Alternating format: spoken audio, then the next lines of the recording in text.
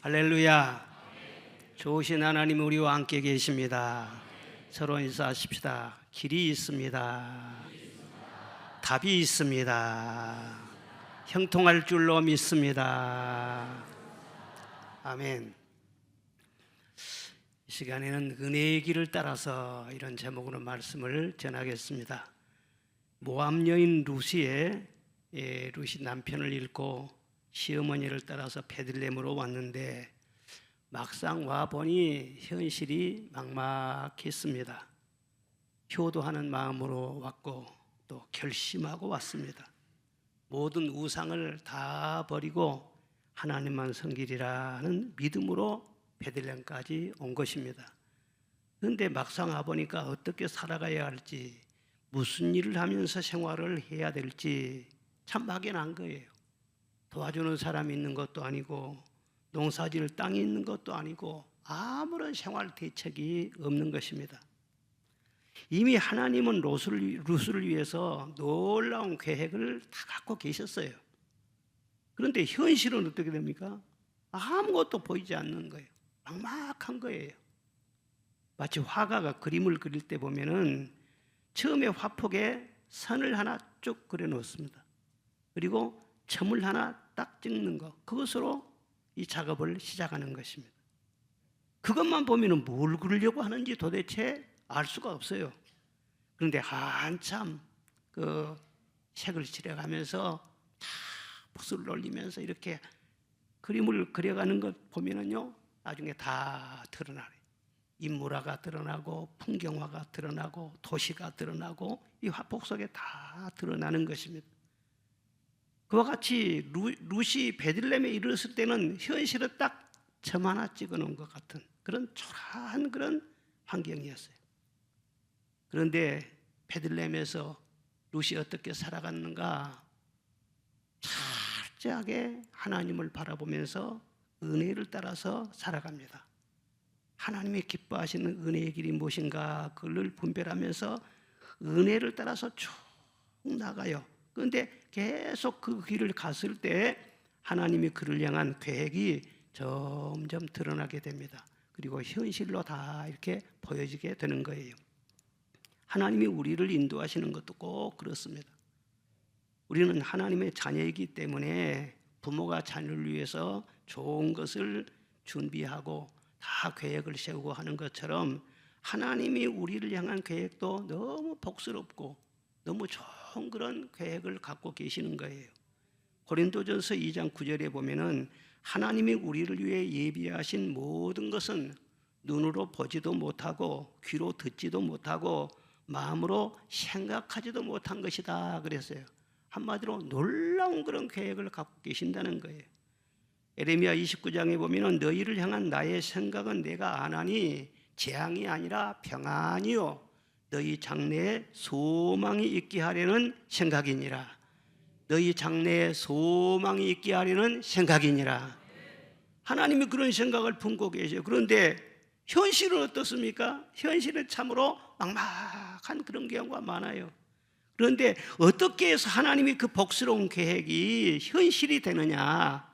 루처럼 은혜의 길을 꾸준히 갈 때 멈추지 않고 다른 길로 빠지지 말고 가다가 사고 내지 말고 은혜의 길을 따라서 꾸준히 나아갈 때 점점 이 하나님의 큰 그림이 드러나게 된다는 것을 믿으시기를 바랍니다. 사람이 그렇지 않습니까? 결혼을 해도 부부가 함께 행복의 길을 꾸준히 가야 되는 거예요. 그래야 좋은 가정을 세울 수가 있는 거예요. 직장 생활이나 사업을 하더라도 성공의 길을 꾸준히 갈 때 그 사람이 잘 될 수 있는 것입니다. 신앙생활도 그렇습니다. 은혜는 위에서 주셔요. 하나님이 위에서 주셔요. 그런데 은혜의 길을 또한 하나님께서 말씀을 하세요. 그 길을 따라 꾸준히 나아갈 때 하나님께서 주신 그 은혜의 말씀들이요 이루어지는 거예요. 신앙생활을 해도 길을 잘못 가면요 부끄러움 당합니다. 하나님의 영광을 가로막기도 합니다. 아, 예수 믿는 사람이 왜 저래? 세상에 교회 다니는 사람이 저랬대. 길을 잘못 가니까 그래요. 길을 잘못 가니까. 그런데 꾸준히 길을 가는 사람들은요 안 믿는 사람들도 다 인정을 합니다. 저분만 같으면은 나도 교회 다니겠다, 나도 예수 믿겠다. 다 그렇게 한 것이죠. 여러분, 운전할 때 얼마나 조심해야 되잖아요. 안전하기 위해서. 신앙생활도 그렇습니다. 길을 가는 것처럼 조심해야 돼요. 절대로 탈선하지 말고, 누가가 이리 가야 좋다, 저리 가야 좋다, 누구 말 듣고 빼딱빼딱 그렇게 함부로 하지 말고 사고 나지 않도록 하고 꾸준하게 주님만 바라보고 길을 나가야 되는 것입니다. 룻이 베들레헴에 와서 왕비 부럽지 않는 만큼 큰 복을 받았어요. 여러분, 한 분 한 분에게도 하나님의 큰 그림이 있다는 것을 믿어야 돼요.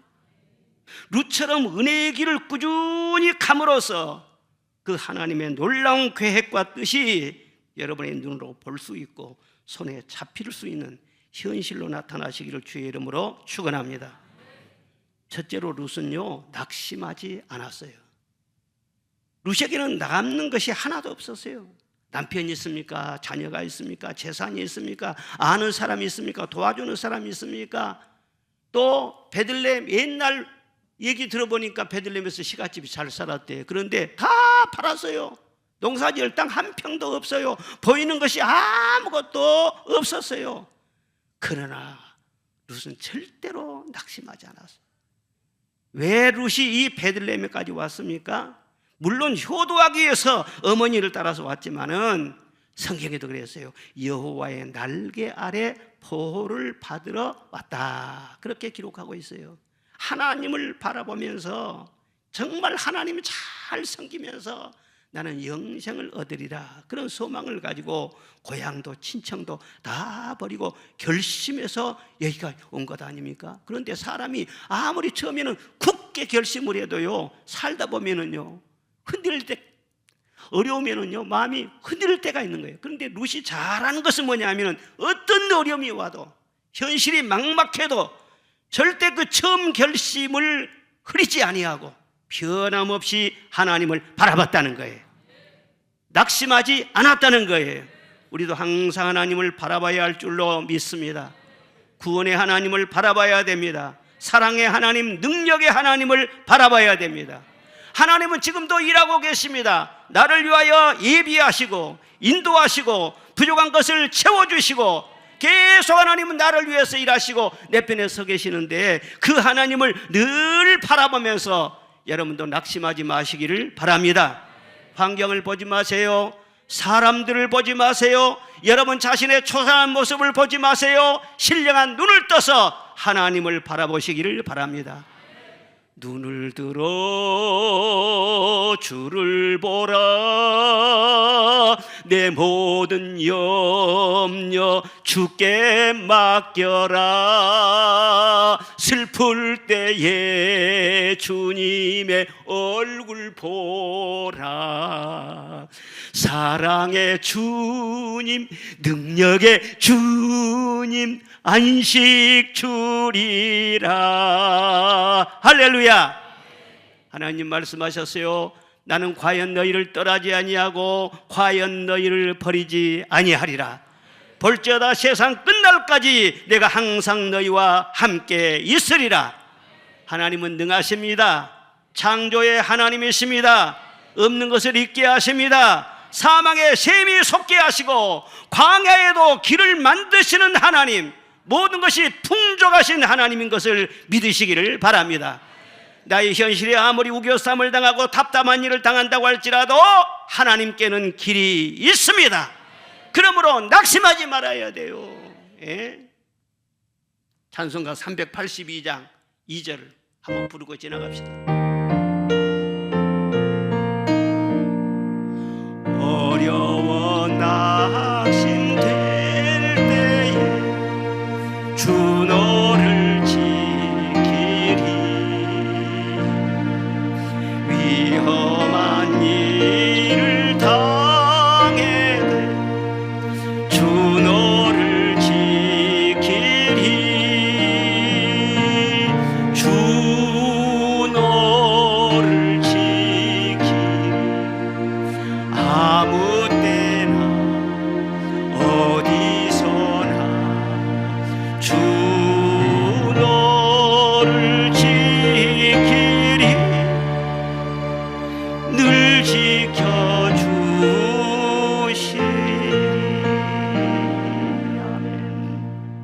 여러분, 낙심은 함정과 같아요.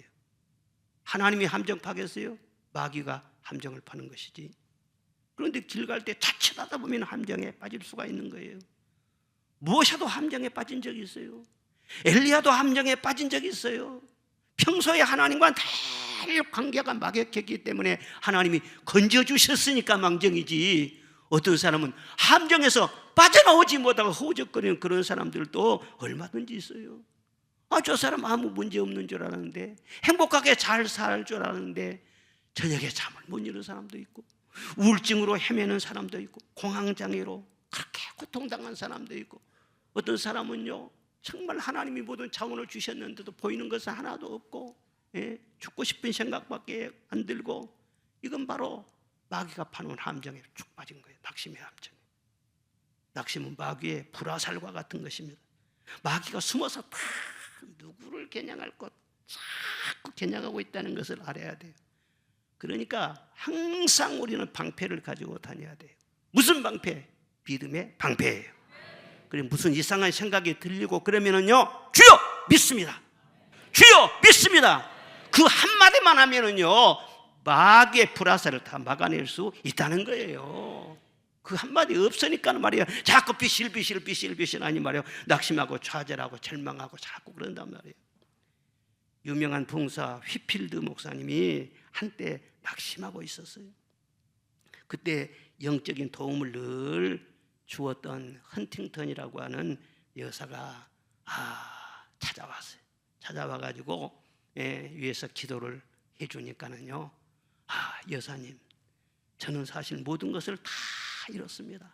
더 이상 버틸 힘이 없습니다. 그렇게 말하는 거예요. 목사님이 돼가지고, 부흥사가 돼가지고. 주의 종들도 그렇게 됩니다. 그러니까 헌팅턴 여사가 뭐라 했냐면은, 목사님, 잃어버렸어요? 다 잃어버렸어요? 그러면 감사해야 되겠는데요. 더 이상 버틸 힘이 없으세요? 그러면 더 많이 감사해야 되겠는데요. 아니, 이런 상황 무슨 감사를 합니까? 그러니까 예수님은 잃어버린 자를 찾아서 구원하기 위해서 오셨다고 했지 않습니까? 목사님, 다 잃었다며요. 다 잃었으니까 지금 주님이 찾아오실 때지 않아요. 그러니까 그 말 한마디에 용기와 힘을 얻어가지고 더 능력 있게 더 큰 부흥 역사를 이루었다, 그런 얘기가 전해져 내려오고 있는 것입니다. 사랑하는 여러분, 나의 끝이 하나님의 시작이라는 것을 믿으시기를 바랍니다. 내가 산을 향하여 눈을 들리라, 나의 도움이 어디서 올꼬, 나의 도움이 천지를 지으신 여호와에게서로다. 여호와를 앙망하는 자는 새 힘을 얻으리니 독수리같이 날개치며 올라감 같을 것이고, 피곤하여도 넘어지지 아니하고 곤비하여도 쓰러지지 아니하고, 장정도 넘어지고 모든 사람들이 다 넘어져도 여호와를 앙망하는 자는 절대로 넘어질 일이 없다. 할렐루야. 지금 이 시간도 여러분의 영의 눈을 뜨시기를 바랍니다. 주님을 바라보시기를 바랍니다.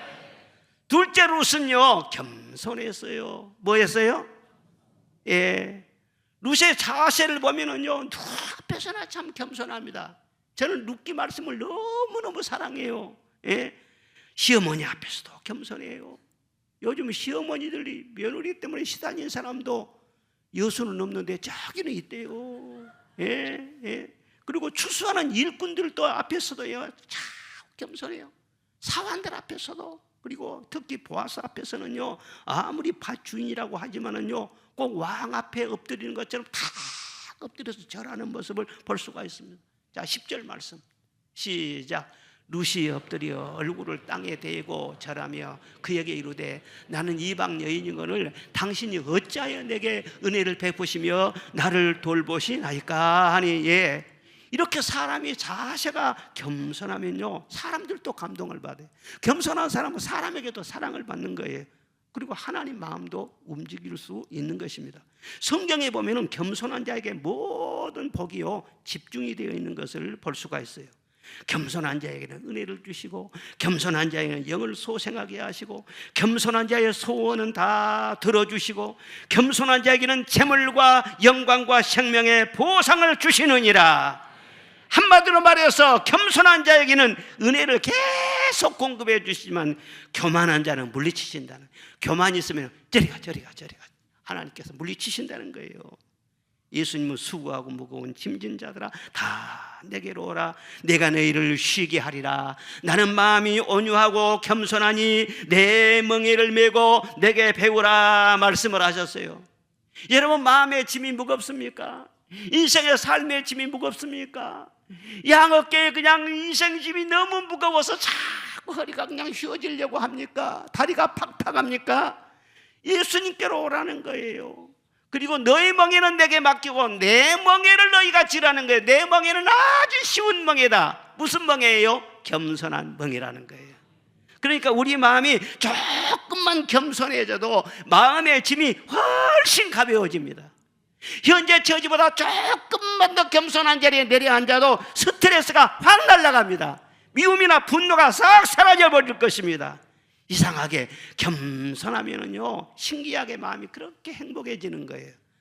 내가 자꾸 불편하고, 그런데 내가 더 옳은 것 때문에 불편하고 주를 위해서 불편하고 막 그런 것 같아도요, 기도하면서 가만히 자신을 성찰해 보면은요, 내 속에요 교만이 들어있는 거예요. 나만 옳다는 거예요. 내가 생각하는 것이 옳다는 거예요. 내가 전부라는 거예요. 당신들은 틀렸다는 거예요. 이런 교만이 들어있어요. 깨닫고 말이죠, 이렇게 생각하는 거 아니다. 그래 조금만 내려놓으면요, 아이고 마음이 얼마나 편한지 말이요. 확 날아갈 것 같아. 그냥 확 너무 좋아요. 에디슨은 말하기를 겸손은 자기 자신을 보호해주는 힘이다 그랬어요. 어거스틴은 겸손한 마음은 하나님의 은혜를 받는 그릇이다 그랬어요. 톨스토이는 말하기를 겸손한 사람보다 힘이 강한 사람은 없다. 겸손한 사람은 자기 자신을 떠나서 하나님과 함께하는 사람이다 그랬어요. 그러나 교만하면은 하나님이 물리치신다니까요. 하나님이 물리치면은요, 모든 좋은 것이 다 떠나간다는 거 아니겠어요? 교만하면 기쁨도 사라져버려요. 평안도 사라져버려요. 감사하는 마음, 사랑하는 마음, 위로를 받는 기도응답, 이런 좋은 거 다, 지혜와 총명도요, 다 교만하면 떠나가 버린다. 아무리 똑똑하고 능력이 많아도요, 교만하면은요, 성경 말씀에 그랬어요. 하나님의 총명을 빼앗아 버린다는 거. 꼭 술 취한 사람처럼 그렇게 똑똑한 사람이 막 비척거리게 하고요, 흔들리게 하고요, 판단을 아주 흐리게 하고요, 그렇게 높은 자리에 앉아가지고 아주 대단한 그런 사람인데 어느 한순간에 판단을 아주 흐리멍텅하게 만들어. 그러면 결정 한번 했는데 그것이 자기의 그 어마어마한 불행을 가져오게. 교만한 사람은 하나님이 그렇게 심판하신다는 거예요. 무섭습니다. 그러니까 판단을 흐리게 해서 스스로 망할 길로 가게 한다는 거예요. 바로도 그랬고, 느부갓네살도, 사울왕도, 하만도 다 교만 떨다가 멸망을 당했습니다.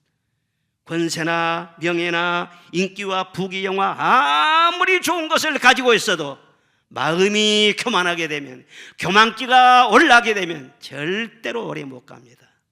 왜? 위에 계신 하나님이 다 보고 계세요. 또 교만은 암세포와 같아서 처음에는 잘 몰라요. 그런데 점점 자라다 보면은요, 이게 합병증을 일으키는 것입니다. 그래서 교만이 점점 자라면은 몸도 마음도 같이 병들어져요. 그리고 특별히 관계가 망가져요. 가까운 사람들하고 관계가 힘들어져요.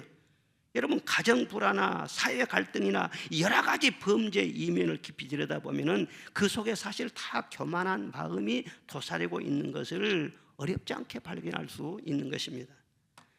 은혜의 길은 겸손의 길을 말합니다. 룻이 끝까지 겸손의 길을 갔기 때문에 하나님께도 사람에게도 사랑받고 존귀하게 되고 왕비가 부럽지 않은 복을 받았다는 것을 여러분 잊지 마시기를 바랍니다. 그런데 겸손이란 과연 무엇이냐? 우리가 잘 헤아릴 줄 알아야 돼요. 사실 성경에서 말한 겸손이라는 것은 약자가 강자 앞에서 취하는 그런 자세를 말하는 것이 아닌 것입니다. 이 겸손은 하나님 앞에서의 겸손을 말하는 거예요. 능하신 하나님 앞에서의 겸손. 그러니까 하나님을 알고 또 자기 자신을 아는 사람이 하나님 앞에서 겸손한 자세를 취할 수 있는 것이지, 하나님을 모르는 사람은요 겸손할 수가 없어요. 사람들 앞에서는 굽실굽실하고 읍소하고 아부하고 그런 것 같아도 그것은 하나님이 인정하시는 겸손이 아니에요. 로말카라는 사람은 그런 말을 했습니다. 겸손할 줄 모르는 사람은 그리스도를 모르는 사람이에요. 그리스도를 아는 사람은 겸손할 수밖에 없다 그랬어요. 정말 맞는 말이에요. 하나님을 모르면 절대 겸손할 수가 없습니다. 그러나 하나님을 알면은 절대로 교만할 수 없습니다. 겸손이라는 그 원어는요, 흙이라고 하는 뜻이 있어요. 그래서 인간이 흙으로 지음을 받았지 않습니까? 하나님은 창조주시고 우리는 피조물이에요. 우리는 한 줌의 흙을 빚어 가지고는 우리 인간을 이렇게 만드셨다는 거예요. 그러니까 사람은 누구나 하나님이 허락하심으로 지금도 내가 숨쉬고 있고 심장이 뛰고 자고 깨고 먹고 마시고 움직이고 모든 생활을 한다. 하나님이 어느 때라도 내 호흡을 거둬가시면 나는 흙에서 왔으니 다시 흙으로 돌아갈 것이다. 사람이 대단한 줄 알지만은 다 하나님의 손에 있는 진흙 한 줌과 같다는 거예요. 이 한 가지 사실만은 제대로 깨닫고 인정을 해도 어떻게 사람이 교만할 수 있습니까? 하나님 앞에서 절대 교만할 수가 없죠. 그리고 또한 겸손은요, 영적인 나의 신분을 바로 알 때 하나님 앞에서 겸손할 수 있는 것입니다. 룻은 보아스에게 뭐라고 말을 했냐면은 이방 여인인 나에게 어찌하여 이런 은혜를 베풀어 주십니까? 그렇게 감사하면서 엎드려 절을 했습니다. 자기 형편이나 자기의 처지, 나는 가난합니다, 나는 과부입니다, 나는 자식도 없으면 나는 불쌍한 여자입니다, 그걸 말하기 전에 나는 이방 여자입니다, 자기의 신분을 말하는 것을 볼 수가 있어요. 룻이 모압에서 살 때는 잘 몰랐어요. 이방인이 무엇이고 유대인이 누구고 선민이 누구고 택함받지 못한 사람이 누구고 우상이 무엇이고 살아계신 하나님이 어떤 분이시고 몰랐어요. 아무것도 알지를 못했어요. 그런데 막상 베들레헴에 딱 와보니까 이 베들레헴은요 보통 땅이 아니야. 약속의 땅이야. 하나님께서 다 약속하셔가지고 준비하신 땅이야. 아무나 사는 것이 아니고 선민이 사는 땅이에요. 아무나 이 땅에 들어올 수도 없고 여기 산다고 할지라도 아무 약속도 지분도 받을 수가 없다는 거예요. 이방인은 그렇다는 거예요. 이방인과 하나님의 택한 백성은 확실하게 구별이 되는 것입니다. 사실 룻과 같이 우리 처지도 그렇습니다. 자, 에베소서 2장 12절 봅시다. 시작. 그리스도 밖에 있었고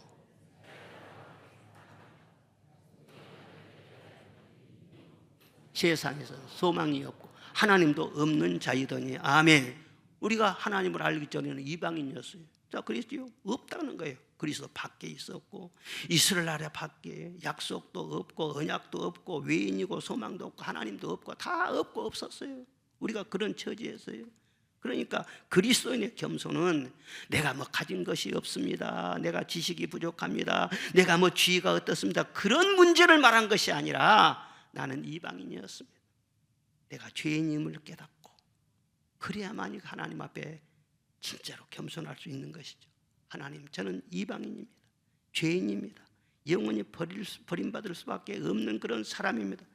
그런데 오직 하나님의 긍휼하심으로 하나님의 그 크신 사랑을 인하여서 내가 택함받고 하나님의 자녀가 되었습니다. 그 감격이 살아있어야 늘 은혜에 젖어 살 수가 있고요, 항상 겸손한 마음을 유지할 수 있고요, 그리고 주님을 향한 첫사랑도 절대 식어지지 않는 것입니다. 그런데 신앙생활을 오래 하다 보면은, 신앙생활이 익숙해지다 보면은요, 어느 순간에 개구리가 올챙이적을 잊어버린 것처럼 나의 처음 모습을 잃어버린 거예요.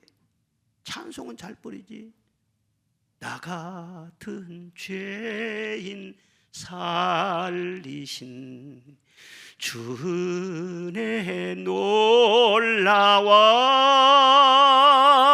잃었던 생명 찾았고 광명을 얻었네. 이런 찬송은 잘 부르는데 어느 순간인가 그 찬송 안에 진정한 감격이 없어져요. 그리고 어느 순간인가 심령이 미식미식해진단 말이에요. 입술로는 주님을 경험한 것 같은데, 그래서 어느 순간 신앙생활하면서도 남과 자꾸 비교하고 남을 자꾸 비방하고 은근히 남을 멸시하고 내가 존경받는 것은 당연하게 생각하고 그러다 보니까 목소리가 자꾸 커지고, 이런 모든 것들은요 지금 은혜의 길에서 탈선하는 그런 현상들이에요. 선줄로 생각하는 자는 넘어질까 조심하라 했지 않습니까? 여러분이 정말 끝까지 지켜야 할 자리는 겸손의 자리라는 것을 잊지 마시기를 바랍니다. 항상 유념해야 되는 거예요. 그리고 참 겸손한 사람은요 그리스도 안에 있는 자신에 대해서 또 새로운 발견을 할 수 있는 사람이에요. 자, 빌립보서 4장에 보면은 내가 어떤 형편이든지 나는 자족하기를 배웠다, 그런 말씀이 나옵니다. 빌립보서 4장 12절 13절 말씀 시작. 나는 비천에 처할 줄도 알고 풍부에 처할 줄도 알아. 모든 일 곧 배부름과 배고픔과 풍부와 궁핍에도 일체의 비결을 배웠노라. 내게 능력 주시는 자 안에서 내가 모든 것을 할 수 있느니라. 아멘. 그리스도 안에서 새롭게 변화된 내 자신을 바로 볼 수 있는 사람, 그 사람이 겸손한 사람이에요. 그러니까 겸손함이 환경과 상관없이 어떤 어려움에도 비굴하지 않습니다. 또 어떤 환경이 좋다고 할지라도 교만해지지 않습니다. 그리고 어떤 환경에도요 그리스도와 함께 잘 적응할 수 있는 거예요. 그러니까 룻처럼 저 밑바닥에서 고생하며 산 것 같아도요 절대 비굴하지 않습니다. 이삭 죽기하고 그렇게 산다고 할지라도 룻이 비굴하고 그렇지 않습니다. 하나님의 은혜가 나와 함께 하는데 얼굴이 아마 빛났을 거예요. 예? 그리고 왕비처럼 나중에는 대단한 축복을 받지 않습니까? 그런다고 할지라도 남을 무시하거나 절대로 교만하지 않습니다.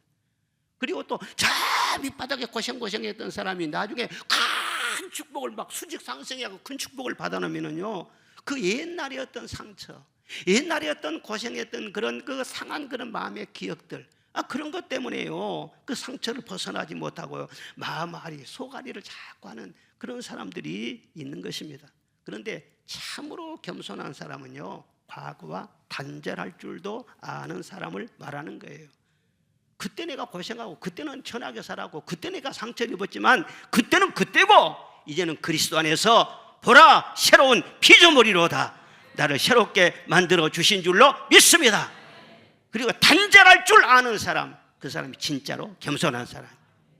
예수님 믿는다 하면서도 어떤 사람 보면은요 5년 전에 있었던 얘기를 하고 10년 전에 있었던 얘기를 하고, 목사님 제가 10년 전에 어디서 신앙생활 할 때 말입니다 이런 일을 당하고, 아니 10년 전에 있었던 일을 뭐 때문에 지금 말을 해? 주님께서는 다 새로운 피조물을 만들어 주셨는데 겸손하지 못한 사람이에요.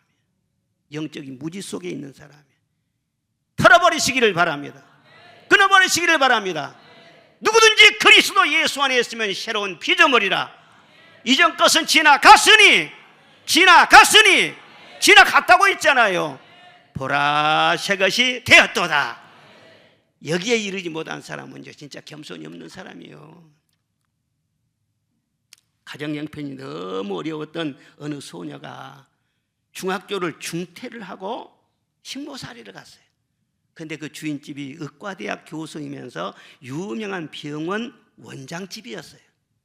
그리고 신앙생활을 잘하는 그런 집이었어요.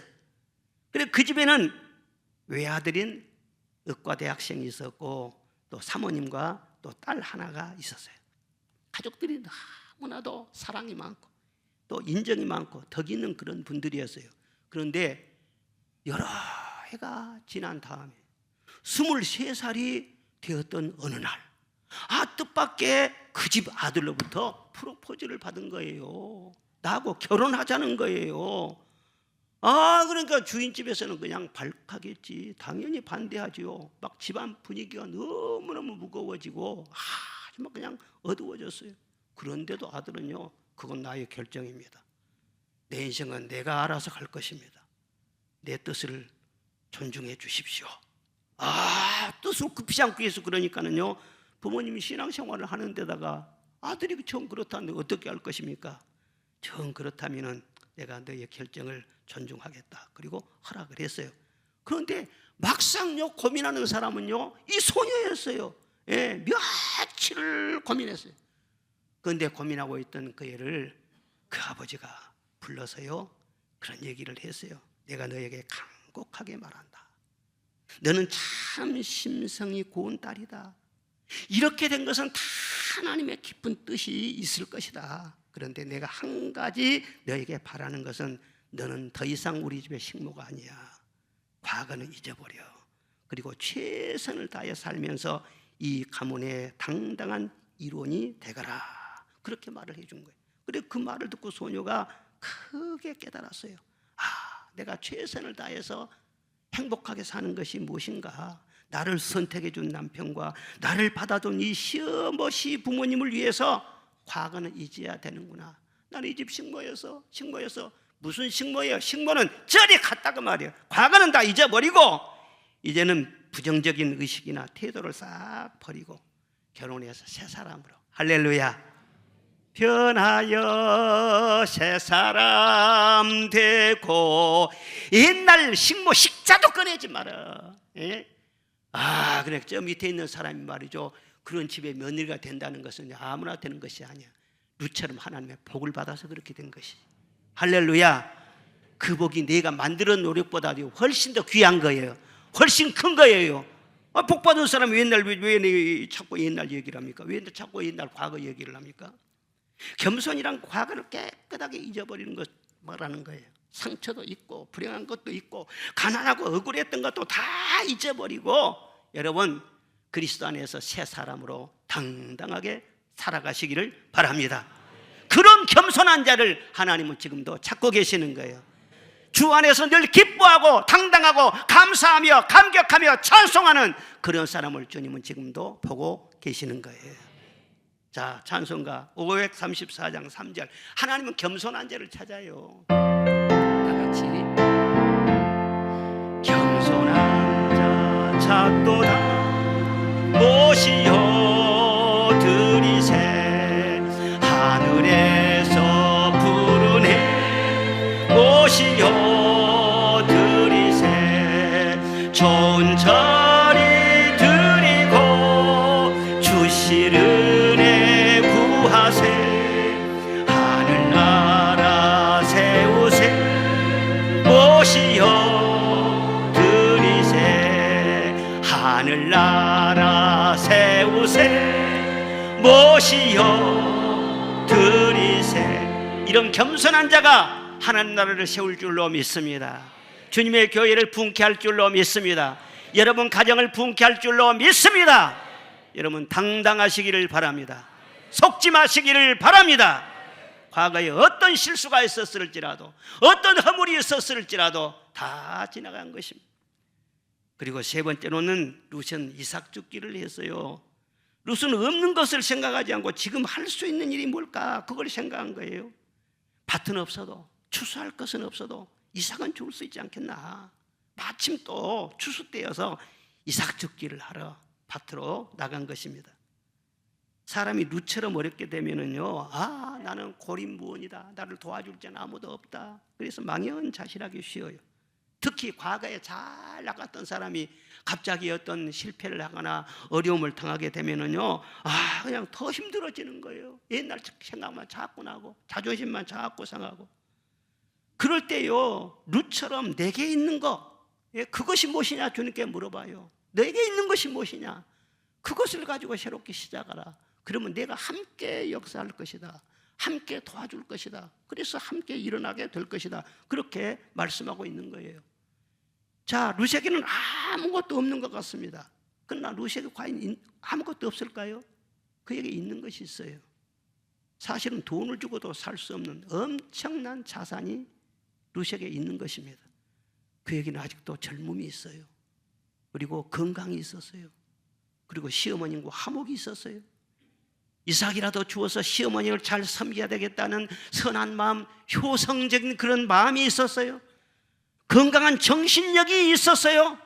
그러니까 이삭 줍기는 가난한 사람이나 하는 일 같지만 아무런 것이 아니에요. 정신적으로 건강하지 않는 그런 사람은요, 절대로 이삭 줍기를 할 수가 없어요. 대개 사람들은 자기가 하고 싶은 일을 하고 다른 사람이 알아주는 그런 일을 하려고 하지만 그런 일 없으니까 또 못하고, 그리고 또 내가 할 수 있는 그런 일은 시시해서 또 안 하고, 내가 이삭 죽게 하게 생겼어, 내가 이런 일을 하게 생겼어, 안 하는 거예요. 그저 사람들은 다 추수를 하려고 하지 이삭 죽기는 아예 생각지도 않아요. 현대인들이 많이 여기에 올무에 걸려 있는 것입니다. 그냥 공부 많이 해가지고 사무실에 앉아가지고요, 편안하게 고급 일이나 머리나 굴리면서 그렇게 일을 하려고 해요. 그리고 또 잘못 삐딱하게 나가다 보면은 어디 한탕 할 게 없나, 어디 쉽게 공짜로 돈 벌 수 없나, 쉬운 길은 없나, 그런 일을 생각해요. 그런 사람들이 되게 사기를 당하는 것입니다. 그리고 그런 유의 사람들이 저 캄보디아까지 자기 발로 스스로 가가지고 인질로 잡히고 고문당하고 실종되고 또 죽고, 다 그런 사람들이 들어간 사람, 신문에 다 그렇게 돼 있더라고요. 은혜를 따라 사는 사람들은요, 절대 쉽게 살려고 하지 않습니다. 그리고 남의 덕으로 살려고 하지 않습니다. 누가 주어도 공짜를 좋아하지 않습니다. 하나님께서는 우리 인간을 창조하신 두 가지 목적이 있어요. 창세본 한 가지 무엇이냐, 하나님의 영광을 위해서 창조했어요. 또 한 가지는요, 세상을 다스리게 하기 위해서 창조했어요. 네가 다스려서 왕같이 땅을 정복하고 지배하고 다스리고 충만하라는 거예요. 네게 주신 지혜를 가지고, 네게 주신 능력 가지고, 네게 주신 은사를 가지고 다스려서 네가 복을 받아서 다른 사람에 베풀고 살라는 거예요. 다른 사람 절대 의지하지 말라. 이 두 가지 목적으로 하나님께서 창조하신 것입니다. 그렇기 때문에 정말 은혜를 따라서 이삭을 내가 주어서라도 내가 이렇게 다스리면서 잘해야 되겠다, 그러면 그 이삭 죽기 아내가 굉장한 보화가 있는 것입니다. 룻이 이삭 죽기를 하러 갔는데 우연히 보아스라는 사람의 밭으로 갔어요. 사실 자기는 몰랐어요. 아무것도 몰라요. 보아스가 누군지, 그런 분이 있는지도 몰라요. 그런데 성경 말씀 보면은 우연히, 따라합시다, 우연히 은혜의 사람에게는 우연히가 있는 거예요. 은혜가 없는 사람은요, 우연히 마귀에게 미혹을 받아 끌려가 이상하게 나중에 돼버려요. 그런데 항상 은혜 안에 있는 사람은요, 내가 생각하지는 못한 걸 모르고 있었는데 우연한 어떤 계기가 주어지는 거예요. 그게 성령의 인도하심인 것입니다. 거기서 보아스를 만나요. 그리고 보아스를 만나서요, 이삭 죽기를 하다가 인생의 길이 쫙 풀리기 시작한 것입니다. 여러분이 보아스는 영적으로 보면 예수 그리스도를 대표하는 것입니다. 그리고 보아스의 밭은 교회를 상징하는 것입니다. 우리는 교회라고 하는 이 보아스 밭에서 지금 이삭 죽기를 하고 있는 룻과 같은 그런 소녀라고 볼 수가 있는 거예요. 은혜를 받는 것도 이삭 줍는 것 같이 그렇게 우리가 은혜를 받아야 돼요. 밭에서 추수하듯이 한번 그냥 왕창 은혜를 받으려고, 그냥 그렇게 은혜를 받아서 그냥 한동안 살아가려고 이렇게 해서는 안 되는 것입니다. 이삭 줍듯이 새벽마다 나와서 기도하는 분도 있고, 주일마다 나와서 주일 예배를 드리면서 큰 은혜가 아닌 것 같지만은요, 그때그때 은혜를 계속해서 받은 거예요. 그런데 큰 체험이 아니고 교회 나올 때마다 굉장한 뭔가를 하여튼 신령한 그런 응답 받은 것은 아닌 것 같지만, 그러나 그런 그 작은 은혜가 계속 이어져 가고 쌓여져 가고, 그럴 때요, 나를 향한 그 하나님의 큰 그림이 점점 드러나게 된다는 것입니다. 기도응답 받을 때도 그래요. 한꺼번에 그냥 왕창 받는 것이 아니에요. 조금인 것 같지만은요, 사실은 날마다 기도응답을 받는 것입니다. 우리가 모르는 사이에 응답을 받는 거예요. 기쁨도 그래요. 갑자기 무슨 큰일이 있어가지고 기쁜 것이 아니야. 샘 솟는 듯이 별것 아닌 것 같은데 마음에 늘 기쁨이 있습니다. 마음에 늘 위로가 있습니다. 그리고 나도 모르는 순간 가운데 누가 많은 것을 막 주고 막 횡재를 해주고 그런 것 아닌 것 같은데요, 하나님의 돕는 손길, 할렐루야, 지혜를 주시고 바른 길을 선택하게 하시고 또 일어서게 하시고 바른 길을 걸어가게 하시고 만남의 복을 주시고, 이거 다 자연스럽게 된 것 같은데 말이죠, 다 이게 이슬 같은 하나님의 은혜인 것입니다. 사실요, 눈이 높은 것과 교만한 것, 이런 것은 다 똑같은 죄라고 했어요. 신앙생활 할 때 늘 하나님 앞에 부지런히 나와서 이삭 줍듯이 그렇게 은혜를 받는 여러분이 되시기를 바랍니다. 이사야 26장 19절에 주의 이슬은 빛난 이슬이니 땅이 죽은 자들을 내어놓고 그들의 시체들은 일어날 것이며 티끌에 누운 자들이 너희는 깨어 노래하리라, 그렇게 말씀을 했어요. 여러분, 밤에 이슬이 내리듯이 보아스 바틴 교회에서는요 이슬이 내린대요. 예배를 드릴 때, 우리가 봉사할 때, 기도할 때 이슬 같은 은혜를 내려주신다는 거예요. 그런데 그 이슬은 무슨 이슬이에요? 땅만 적시는 이슬이 아니라 빛난 이슬이라, 죽은 영혼이 깨어나게 하는 이슬이라, 근심과 염려와 질병과 고통에 티끌에 누워서 탄식하는 그런 영혼들이 깨어 일어나 노래하게 하는 그런 이슬이라. 그런 이슬을요 예배를 드릴 때마다 계속해서 내려준다는 거예요. 룻이 다른 밭에서 이삭을 주었다면요 날마다 이삭만 죽다가 그렇게 살다 끝났을 것 아니겠어요? 그런데 우연하게 성령께서요 보아스의 밭으로 인도해 주셨어요. 하나님의 교회로 인도해 주셨어요. 그래 거기에서 많은 은혜를 입으면서 위로를 받고 막 기쁨을 누리면서 그렇게 이삭을 줍다가 나중에 어떻게 돼요? 보아스의 아내가 되지, 그 밭 주인이 되지, 지금도 천국에서 해와 같이 빛나고 있는 그런 귀한 인물이 되지 않습니까? 이삭 줍는다는 것은 이런 놀라운 약속, 놀라운 하나님의 숨겨져 있는 보화, 그것이 있는 것입니다. 한꺼번에 큰 것을 바라지 마시기를 바랍니다. 여러분의 현실이 어떤 현실이 있다고 할지라도 거기에서 여러분의 가진 것을 가지고 주님과 함께 다시 시작하시기를 바랍니다. 이삭 줍듯이 꾸준하게 한 거예요. 저는 목회를 하면서도요 화려한 목회를 하려고 하지 않았습니다. 꼭 이삭 줍듯이 전도사 때도 말이죠, 그냥 부지런히 교회를 다 해나가면서 열심히 신방해 나가면서 그렇게 하려고 했어요. 부목사 때도 마찬가지로 그래요. 소락교에 있을 때도 말이죠, 다 그렇게 뛰어다니면서 그렇게 했어요. 교회 일이 말이죠 없는 것 같아도 말이죠 얼마나 일이 많은지 몰라요. 그런데 나는 시시하니까 저런 일 안 해, 그러지 않습니다. 큰 일이든지 작은 일이든지 많은 사람이 보는 일이든지 보지 않는 그런 일이든지 이삭 줍는 그런 심정으로 부지런히 한 거예요. 수십 년 동안 그렇게 목회하면서 여기까지 오다 보니까 하나님께서 기쁨을 주시고 여러분도 만나게 하시고 기도의 큰 응답도 보게 하시고, 저 시골교회에서 목회할 때나 개척에서 도시교회에서 할 때나 아주 약할 때나 부흥될 때나 다 저는 이삭 줍는 그런 심령으로 해요. 이삭 줍는 것처럼 기도도 하고 이삭 줍면서는 신방도 하고 봉사하고 모든 것을 그렇게 했어요. 그때마다 하나님께서는요 큰일에도 주신 것이 아닌 이슬같이 조금씩 하나님 함께하는 것을 늘 느끼게 하셨어요. 그랬더니 그것이 쌓여놓고 보니까는요 엄청나게 큰 것인 것을 우리가 알게 되지 않습니까? 우리도 보아스에 바친 교회에서 이슬 같은 은혜를 꾸준하게 받아서 하나님이 여러분을 향한 놀라운 큰 그림이 완성되는 것을 볼 수 있기를 주의 이름으로 축원합니다. 룻은 낙심하지 않았습니다. 겸손한 자리를 지켰습니다. 부지런히 이삭을 주었습니다. 우리 모두 부지런히 은혜 받으시기를 주의 이름으로 축원합니다.